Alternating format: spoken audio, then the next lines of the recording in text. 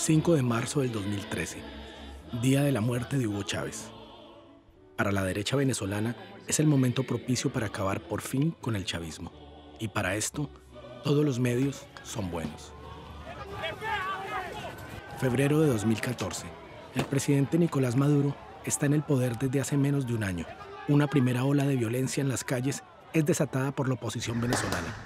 A pesar de los 43 muertos y más de 800 heridos, estos levantamientos no logran hacer caer al gobierno.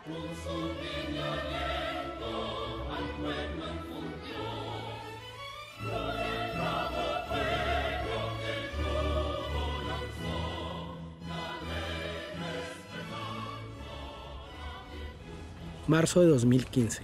Barack Obama firma un decreto en el cual Venezuela se convierte en una amenaza para la seguridad nacional de los Estados Unidos. A su vez, las sanciones económicas son puestas en práctica. Una gran jornada por la democracia. Tal como lo hemos dicho, 6 de diciembre de 2015, jornada de elecciones legislativas. Fuertemente afectados por meses de privaciones a todo nivel, los venezolanos votan a favor de la oposición y ganan las mayorías de la Asamblea Nacional. El gobierno reconoce su derrota. Sin embargo, 3 diputados son acusados de fraude por el Tribunal Supremo de Justicia y la elección reciente de la Asamblea Nacional es declarada ilegal. La oposición se indigna y persiste en su instalación a pesar de todo. ¿Se pueden sentar todos en su puesto, por favor? Para la coalición de derecha, Mesa de Unidad Democrática, el momento de la revancha había llegado. El nuevo presidente de la Asamblea Nacional, Julio Borges, desafía el poder del gobierno venezolano. El problema del país es que ustedes no cumplen las reglas. O las cumplen o las cumplen.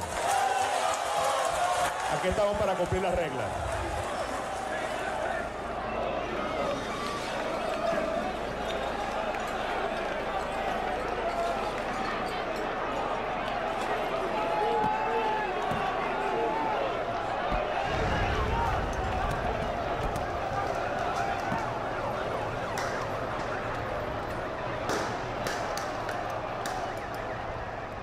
El 4 de abril del 2017, una segunda ola de violencia intenta provocar la salida del presidente Maduro.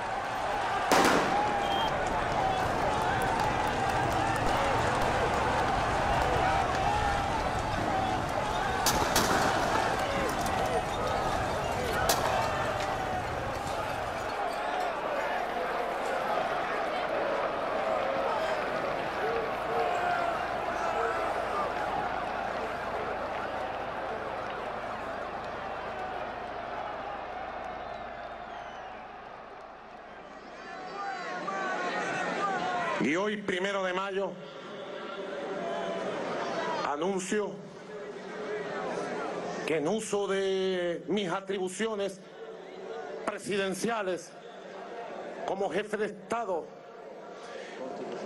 constitucionales de acuerdo al artículo 347, convoco al poder constituyente originario para que la clase obrera y el pueblo en un proceso popular constituyente convoque una Asamblea Nacional Constituyente. Convoco al poder constituyente originario del pueblo.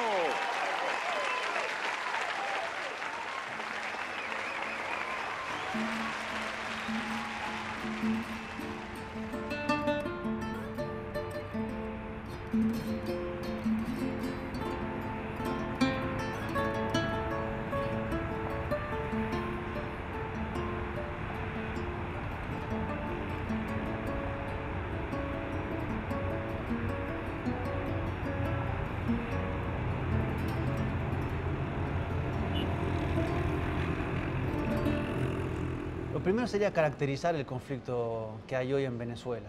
Es decir, no ver las partes por separadas, sino pensar que hay una estrategia de integralidad que busca golpear sobre todos los flancos en simultáneo y que en algunos momentos prioriza uno sobre otro.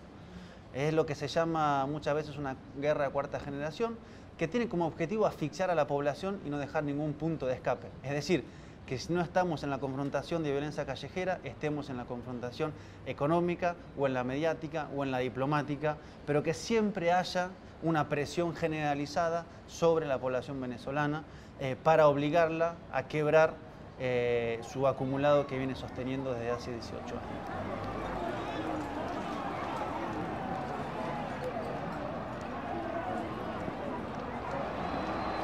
La oposición expresa su voluntad de impedir la elección de una nueva Asamblea Nacional Constituyente. Son dos posiciones que se enfrentan radicalmente. Esta escalada de violencia parece dirigirse hacia una guerra civil.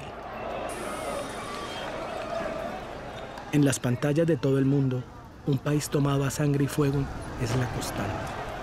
El número de muertos suscita la indignación internacional. La violencia durante las guarimbas se desarrolló mayoritariamente en zonas que controlaba la derecha. La derecha con una extracción de clase, digamos, con una identidad de clase media y alta, ¿no? Pasó en Caracas, en la zona que yo vivo al oeste de Caracas, por ejemplo, y las guarimbas se hacían en el este. En el oeste no pasaba nada, podemos decir, nada de acciones de calle, de violencia, y el este sí estaba muy convulsionado. La gente no quería violencia, no quería esa forma de cambio. Sí, queremos que las cosas mejoren, pero esa no es la vía. No es la vía ni de la violencia, ni de un cambio de gobierno hacia estos otros que saben que son peor, o sea, que son malos, pues, que son ellos realmente los culpables. Cuando hubo violencia en los barrios populares fue por dos razones. Una, porque hubo grupos infiltrados o bandas armadas en esos territorios que operaron para generar esos enfrentamientos, o sea, grupos que empezaron a confrontar con las armas contra la policía y generaron saqueos programados, o porque se generó un escenario tal de caos que la gente vio la oportunidad para ser parte de un intento de agarrar algo en lo material, pero no porque estaban siguiendo un llamado político.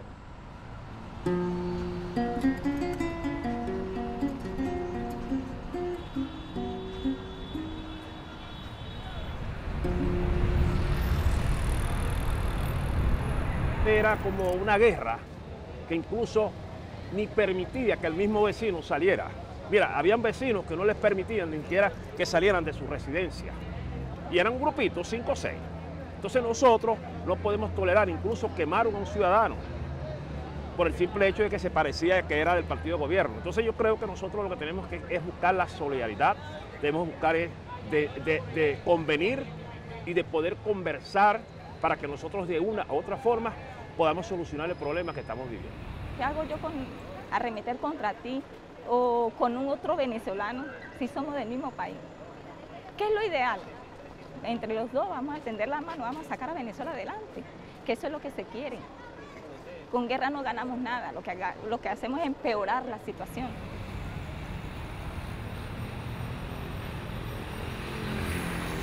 O sea, esto ha sido un ataque desde 1998 hasta los actuales momentos, muy duro, no contra la figura del presidencial, sino contra todo lo que representa un cambio para el país, que es precisamente salir de un modelo político, económico y social que nos tenían enmarcados, y se nos presenta una propuesta bien importante, bien interesante, que es enrumbarnos hacia el socialismo, porque no estamos en socialismo, vamos rumbo al socialismo, y eso hay que hacerlo bien entendible.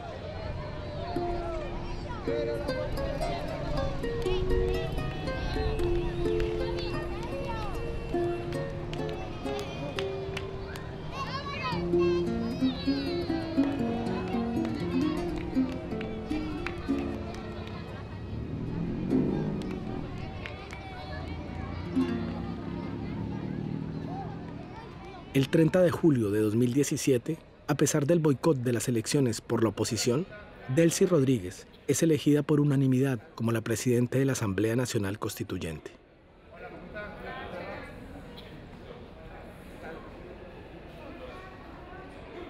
Al día siguiente, la violencia en las calles se detiene.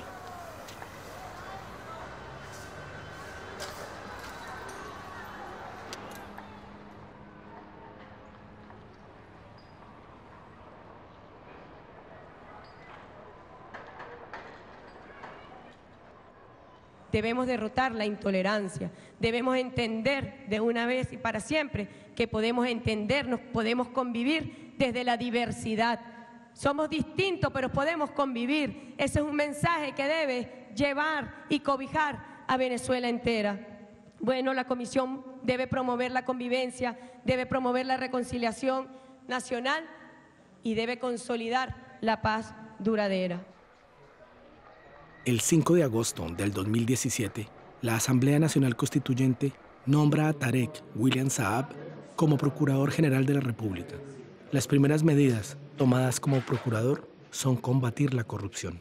En este caso que hoy voy a detallar, la detención, la privativa de libertad, entre otros, de Eulogio del Pino y Nelson Martínez, ambos ex presidentes de PDVSA y ex ministros de petróleo.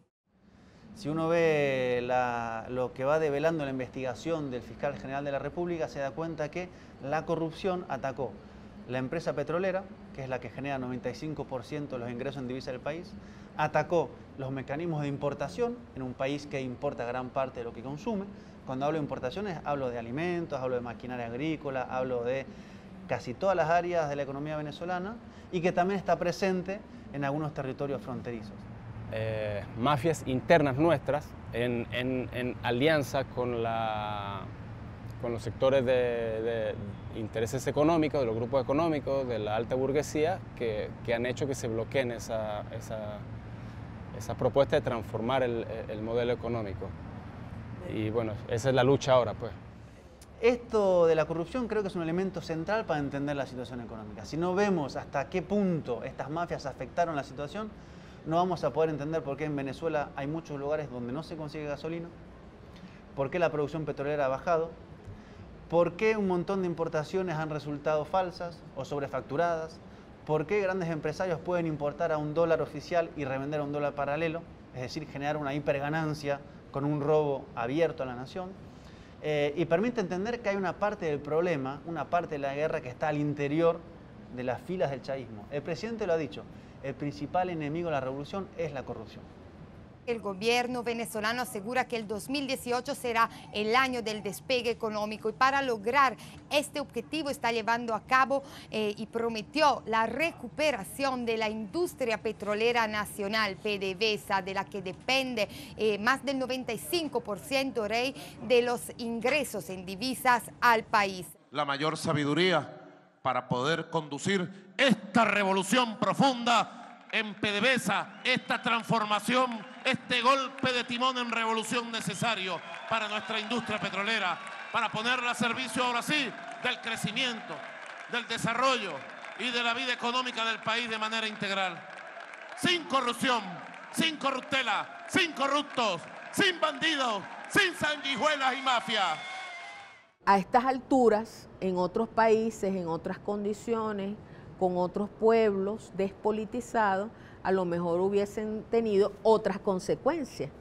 Pero en un pueblo altamente politizado como el nuestro, con un alto nivel de conciencia, con una claridad de nuestra clase dirigente, de poder explicar de una manera sencilla todas estas situaciones y con un imperio, porque detrás de todo esto está el imperio norteamericano, que siempre ha visto a este pequeño país petrolero situado al norte de América del Sur como su caja chica.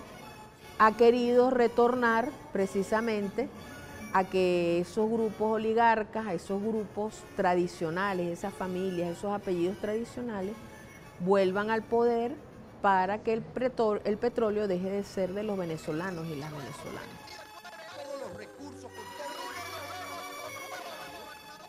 Mediados del mes de agosto, la oposición que viene de perder la batalla en las calles se queda sin perspectivas. Una vez más intenta utilizar la carta de la desestabilización. Puedo decir que esta es la cura a todos los males. Yo hace una hora estaba yo no me acuerdo dónde estaba, pero estaba en un foro. Y un señor me preguntaba, Juan, ¿y si ustedes paralizan Venezuela y el gobierno igual hace la constituyente? Si eso pasa en este país, hay una soberana guerra, señores. Y él decía, bueno, pero tienen que tener un plan B. Y bueno, pero ¿cuál es el plan B? ¿Cuál cree usted que es el plan B? Y él me decía, bueno, que nos invadan. Eso es atrevido. Pero para llegar a una intervención extranjera tenemos que pasar esta etapa, ¿o no? Claro. We have many options for Venezuela. This is our neighbor. This is, we're all over the world. And we have troops all over the world in places that are very, very far away. Venezuela is not very far away, and the people are suffering, and they're dying. We have many options for Venezuela, including a possible military option if necessary. Venezuela es el país con la mayor reserva de petróleo del mundo, superando a Arabia Saudita. El petróleo venezolano se encuentra a 5 días de los Estados Unidos. El petróleo de Arabia Saudita está a 5 semanas. En 2001, el presidente Hugo Chávez decreta la nacionalización de la empresa de petróleos PDVSA y la consecuente utilización de los recursos para el financiamiento de políticas sociales para el país.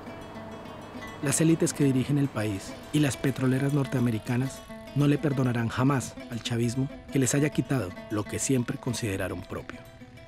Algunos pensaban que esto era una especulación, un invento del chavismo, pero de agosto hasta esta fecha hemos visto como el gobierno norteamericano ha anunciado públicamente que esa era su estrategia. El presidente, el vicepresidente han dicho públicamente que van a intentar asfixiar a la economía venezolana y para eso han llevado adelante sanciones económicas. Es decir, hay una estrategia hoy concreta de presionar a fondo sobre las principales variables económicas del país para de esa manera quebrar la correlación de fuerzas y que eso se traduzca en un voto electoral favorable a la oposición. Y después de la posesión de Donald Trump en la Casa Blanca, la estrategia es aún más clara. Anytime you have a country as large and with the economic capacity of a country like Venezuela, America has a deep interest in making sure that it is stable and as democratic as possible. We hope our friends in the EU will soon follow the United States. Le Venezuela sanctionné par l'Union européenne. Les ministres des Affaires étrangères des 28 ont décidé ce lundi de nouvelles mesures. Qu'il me soit permis de dire à ce sujet combien est préoccupante la crise actuelle du Venezuela. Une dictature tente de se survivre au prix d'une détresse humanitaire sans précédent, de radicalisation idéologique inquiétante, alors même que les ressources de ce pays restent considérables. En 1973, en Chile, algunos meses antes del golpe de Estado contra el presidente socialista Salvador Allende, los periódicos internacionales titulaban en sus primeras planas: "No hay más pan en Chile". Últimamente, los mismos títulos sugerentes, "No hay más pan en Venezuela", son las primeras planas de los grandes periódicos. La gran mayoría de los bienes de consumo provienen del extranjero y son importados por el sector privado. La industria venezolana carece de diversidad y el sector agroalimentario no se ha desarrollado. La guerra económica son grandes dificultades en obtener los alimentos, las medicinas y algunos insumos de higiene personal, ¿verdad? Pero no es producto de la falta de la política del gobierno, de la política económica, sino son elementos precisamente de esas formas de guerra silenciosa, no frontal, para ir doblegando la moral de los pueblos.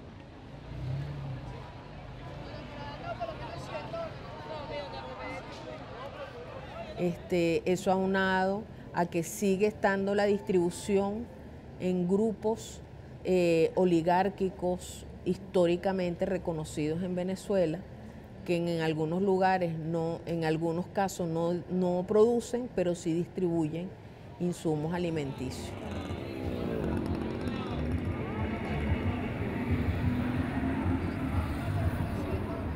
Para facilitar la compra de bienes de primera necesidad, el gobierno subvenciona al sector privado en dólares, para así permitirle comprar en el mercado internacional. 2004. El sector privado recibió $608 millones para la importación de medicamentos. Los hospitales y farmacias son aprovisionados normalmente. 10 años más tarde, el sector privado recibió $2.4 billones subvencionados. Los medicamentos desaparecieron totalmente de todos los circuitos de distribución. el acetaminofén o paracetamol, que es un medicamento tremendamente barato, o sea, en cualquier mercado mundial es básico, y desapareció, no había ni en los consultorios, ni para comprarlo, ni nada, justo en el momento que hay una epidemia. Entonces, sí hay también con cosas que son muy baratas, la desaparecen como para que haya ese malestar. Yo trabajé en Amazonas, en el estado de Amazonas, y ahí donde es endémica la malaria, o sea, comúnmente hay pacientes. Cuando yo trabajé no había falta de medicamento, había. Ahora no los hay. Y también eso ha hecho que los brotes de malaria, pues, y ahora tenemos pues, mucho más casos de malaria porque no hay medicamentos para controlarla, para evitar la transmisión.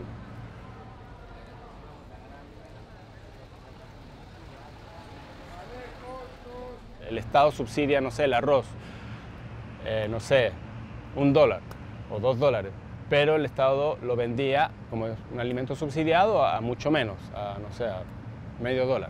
Pero entonces eso, en la distribución, ese arroz pasa al mercado negro, donde se vende mucho más caro, o pasa a Colombia en contrabando, allá lo venden al mercado internacional, porque allá como no hay subsidio, entonces lo venden allá al precio del mercado internacional, en peso colombiano, y el peso después, peso colombiano allá en Colombia, como no hay control de cambio, compran dólares, y esos dólares los traen a Venezuela y lo venden al mercado negro, entonces se multiplica la ganancia.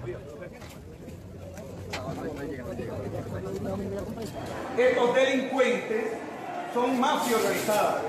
Abren el estanque. Podrán ver una puerta secreta. Pase por aquí. Llega primero a un pequeño depósito inicial, pero no solo ese depósito, sino que como ustedes podrán ver, al lado derecho hay un pasillo secreto. Encontramos este galpón con gran cantidad de alimentos. Mientras tanto, toneladas de alimentos permanecen guardados en bodegas y las filas a la entrada de los supermercados no dejan de crecer. Numerosas corporaciones, cuando reciben $5 subvencionados, no las utilizan para la importación, que es su objetivo primordial. Por el contrario, utilizan 4 de estos dólares en especulación en el mercado ilegal. Para las empresas de distribución de alimentos, el verdadero negocio no es proveer al país de bienes de consumo. Su negocio es comprar y vender dólares con la excusa de adquirir estos bienes.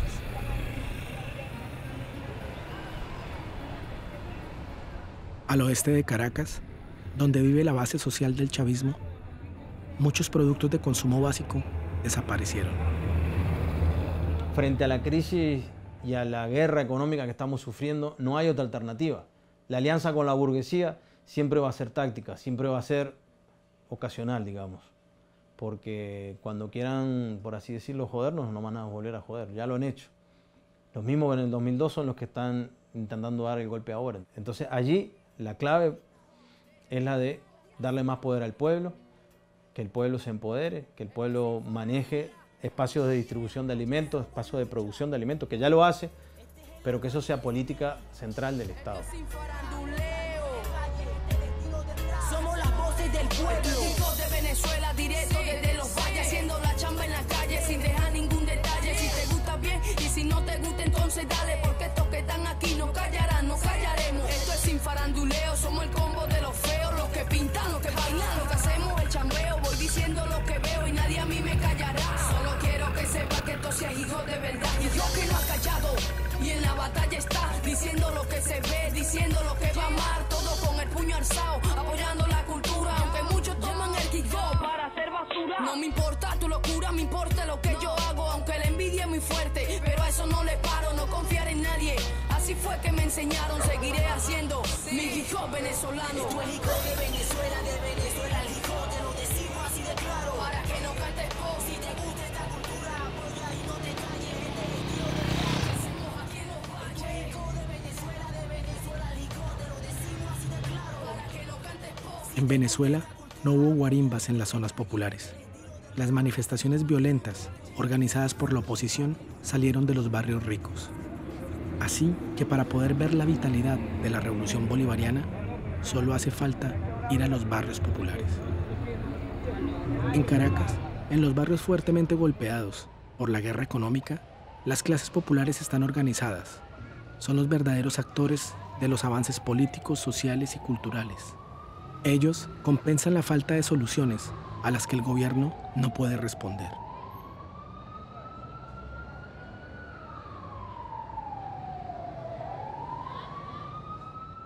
Se ha emergido en los últimos años el CLAP, que es el Comité Local de Abastecimiento y Producción, que es una forma de organización que viene a plantear en un momento de ofensiva y de ataque a la economía una resolución organizada por la comunidad del problema de la comida.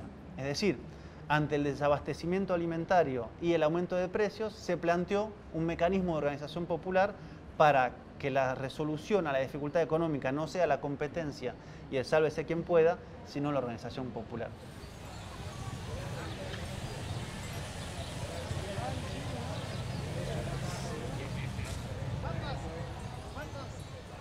Tenemos 720 familias que son atendidas por diferentes calles, donde quincenalmente se compra la bolsa aquí en el mercado.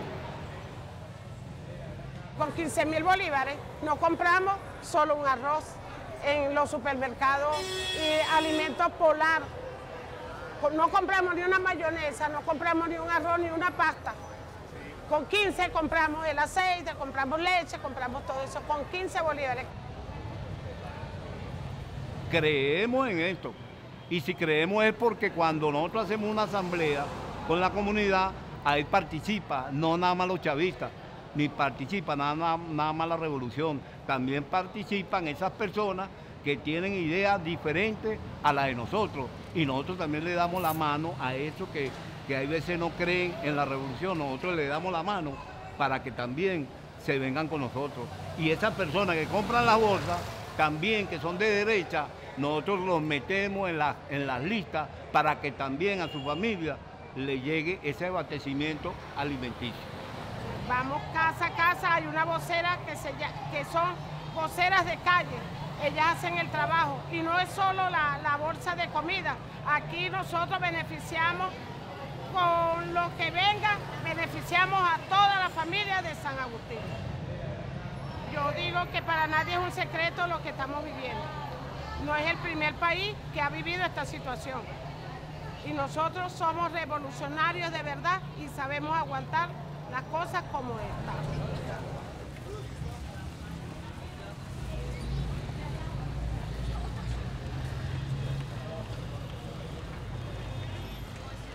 Que no es un regalo, la gente lo adquiere, la gente lo paga. Y ese precio con respecto al precio de esos mismos productos fuera del sistema CLAC es algunas veces hasta inaccesible, es a una proporción hasta de 1000% más costoso de lo que cuesta uno solo de esos productos.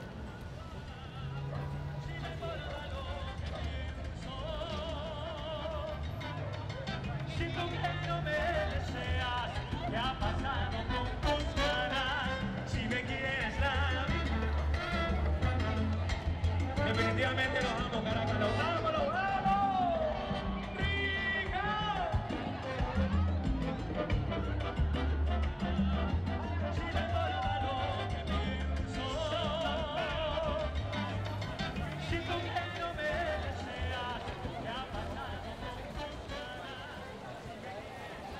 10 de diciembre de 2017, día de las elecciones municipales.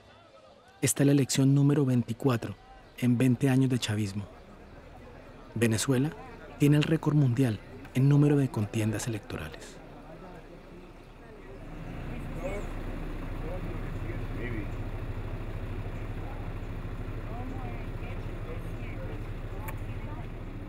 El voto es un derecho adquirido nosotros los venezolanos y no lo podemos dejar perder. Es que otra persona decida por mí, pues.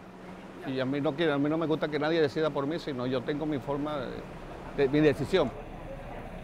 Bueno, a mí por lo menos me gusta este proceso, estoy con mi proceso y siempre votaría por Maduro por todo, por todas las cosas.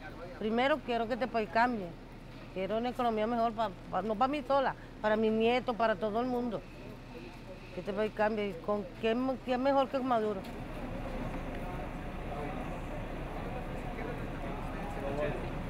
Mira, yo creo que el voto primeramente representa para uno un acto a veces de protesta, puede ser de castigo, pero ese es un derecho que nosotros tenemos y que consideramos que aquel que no vote no tiene derecho a protestar, pues no debería protestar, porque a ti te dan la oportunidad para que vengas y protestes y escojas el candidato que tú quieres de acuerdo a tu conciencia. Este pueblo sigue votando y sigue luchando porque es un pueblo consciente, de la situación que hoy por hoy estamos atravesando como país, de la situación de país que tenemos. Es un pueblo consciente y es un pueblo guerrero que no se rinde y por eso seguimos votando.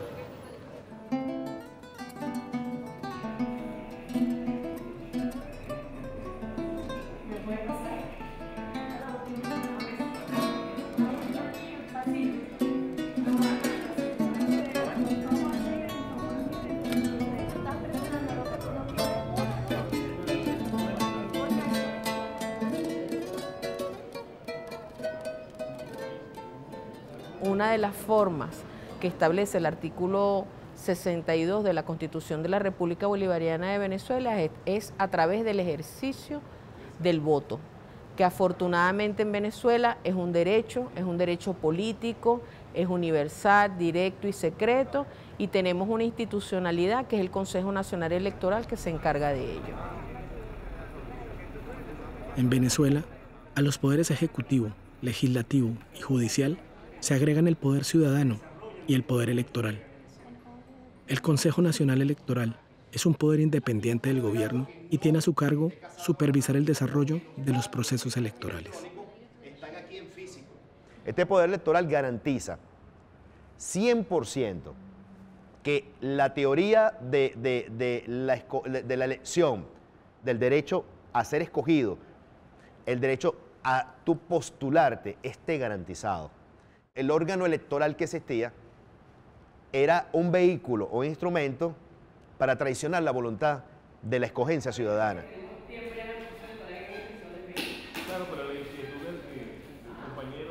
Pero acá el hombre, el ser humano, no toca los votos ni toca los resultados.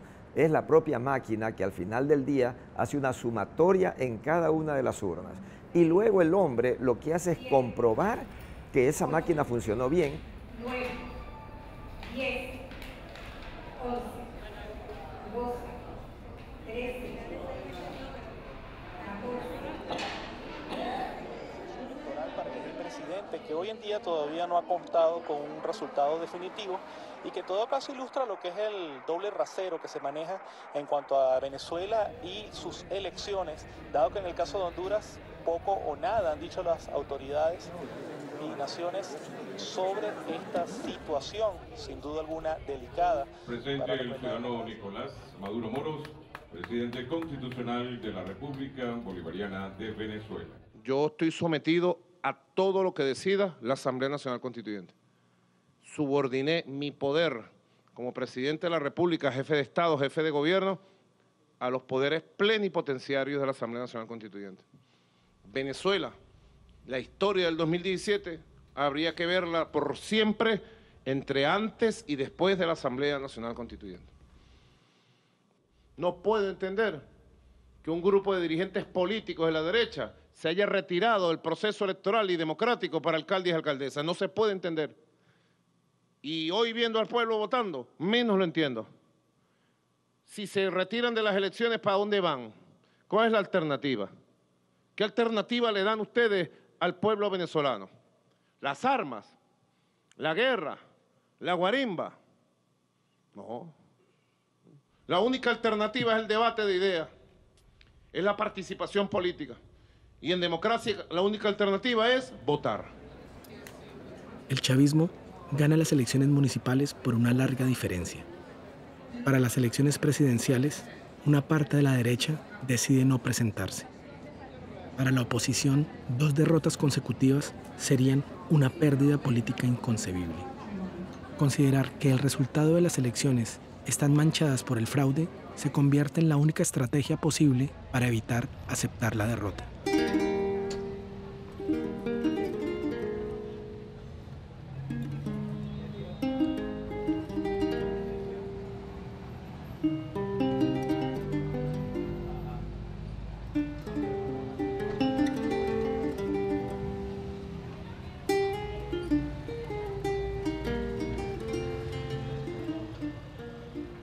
Entonces la pelea se dio de una manera que expresó en realidad en qué condiciones están los dos principales bloques políticos en Venezuela. Uno está unido, a pesar de todos los golpes, con un liderazgo, a pesar de todos los golpes, que es el de Nicolás Maduro, que se ha fortalecido en estos últimos meses, con un discurso coherente que plantea la vía electoral como la vía de la resolución de los conflictos en Venezuela, versus una oposición enfrentada entre sí, que planteó desconocer el poder, ir a elecciones y no ir a elecciones en 4 meses, y que de alguna manera tiene una desorientación estratégica porque, a pesar de todos los ataques económicos, los ataques violentos callejeros, los ataques diplomáticos, comunicacionales, psíquicos, fronterizos, etcétera, etcétera, no logra dar por fin con la experiencia revolucionaria, porque creo yo no logra entender, y esto es ligado eminentemente a su posición de clase, la dimensión identitaria del chavismo.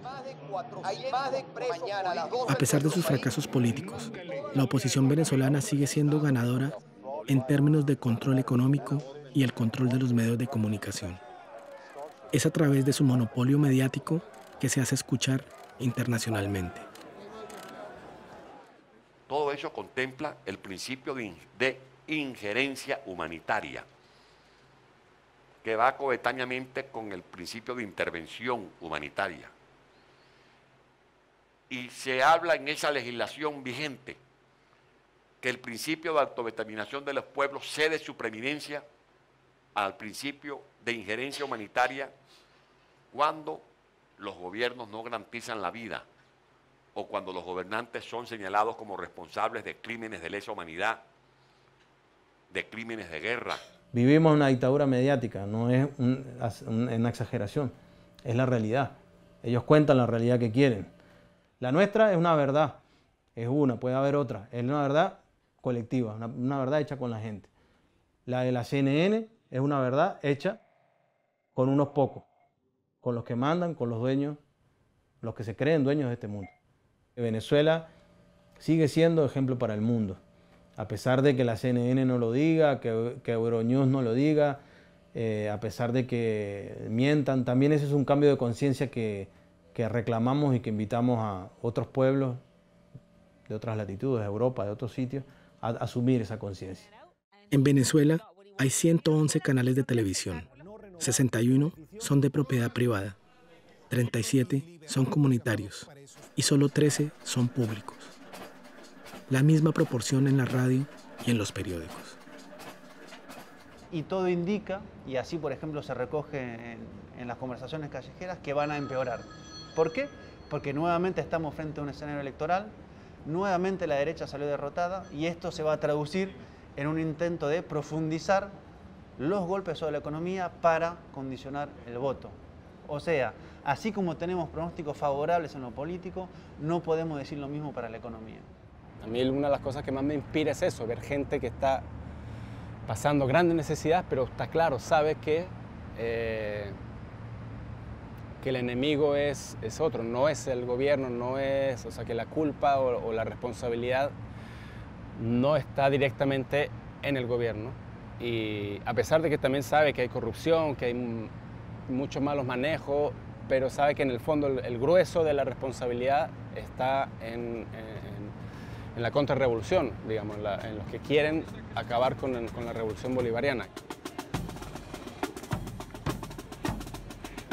La guerra de cuarta generación es un concepto norteamericano, inventado en 1989, que replantea la guerra de una manera psicológica, descentralizada y de largo plazo, en la que se utilizan todos los medios de presión posible.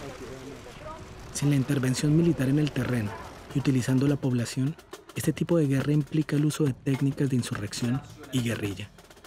Es una guerra por el control de la opinión a través de la manipulación de los medios de comunicación, y esta requiere un gran apoyo financiero. El objetivo es sofocar metódicamente a la población para condicionar el voto y direccionar un cambio de poder. Y cuando este objetivo no se alcanza en las urnas, la amenaza se adapta.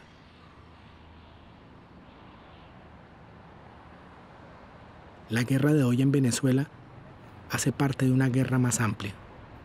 Una guerra contra aquellos que buscan abrir nuevos caminos, contra aquellos que se oponen al imperialismo y luchan por la independencia. No existe un milagro venezolano, sino una dinámica, un proceso de cambio que resiste y que cree en el futuro. ¿Cómo se construye una salida del modelo capitalista? ¿Cómo se construye una sociedad socialista hoy en el siglo XXI, en un mundo como es el venezolano, altamente atravesado por el consumismo, por deseos de impuestos por las principales empresas y maquinarias de consumo mundial? Es decir, no estamos en la sociedad ideal que soñamos que podría existir para construir el socialismo, sino que estamos en una sociedad del siglo XXI con hombres y mujeres atravesadas por estas contradicciones que se han planteado construir un modelo socialista que, insisto, nadie sabe muy bien cómo se hace. Porque afuera está como sobredimensionado lo malo y invisibilizado lo bueno. ¿Y qué es lo bueno? Bueno, lo bueno es el talante de un pueblo, la voluntad de un pueblo, la voluntad de una dirigencia de seguir el camino del socialismo, de seguir el camino del humanismo, de seguir sembrando en los niños, adolescentes y en las personas esa politización que ha sido como una especie de chaleco protector para el pueblo, precisamente para llegar a esos altos niveles de conciencia, de compromiso y de esperanza de que siempre vendrán tiempos mejores para el pueblo venezolano.